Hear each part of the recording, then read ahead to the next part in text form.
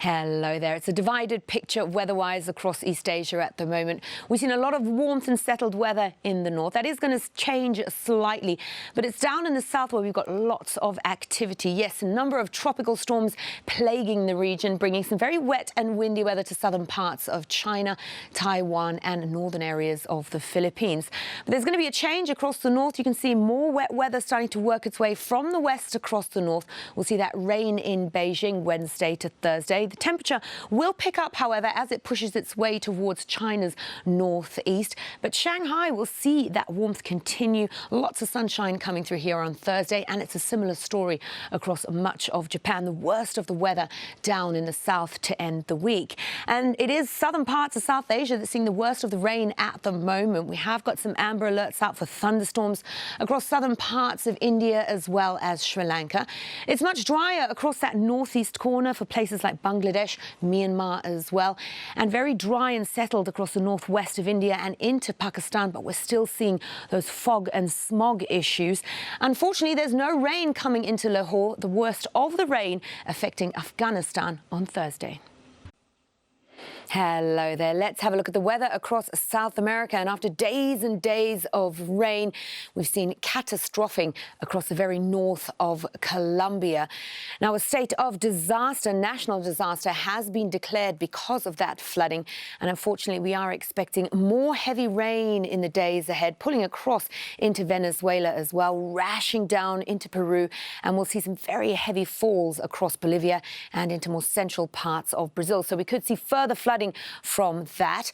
Now, further south of that, it is a quiet and very dry and hot picture. We'll see heat coming back in to Asunción in Paraguay, and temperatures are continuing to sit very high for this time of year for the likes of Santiago in Chile, though they aren't as high on Wednesday as they were on Tuesday.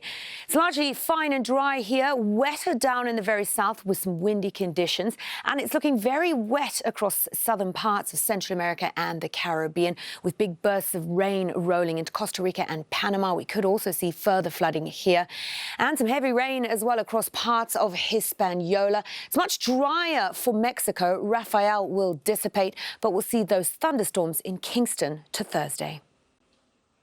Hello there. The outlook for the Middle East is lots of sunshine and dry weather, especially across the Gulf, where things have been very pleasant. Yes, we've had some foggy starts to the mornings, but the sunshine burns that off, and temperatures in Doha and Dubai are set to stick around the average for this time of year. Things could get a little bit breezy on Wednesday, however. It's quieter across the Levant, and things will quiet down across Iran as that wetter weather slips its way further east.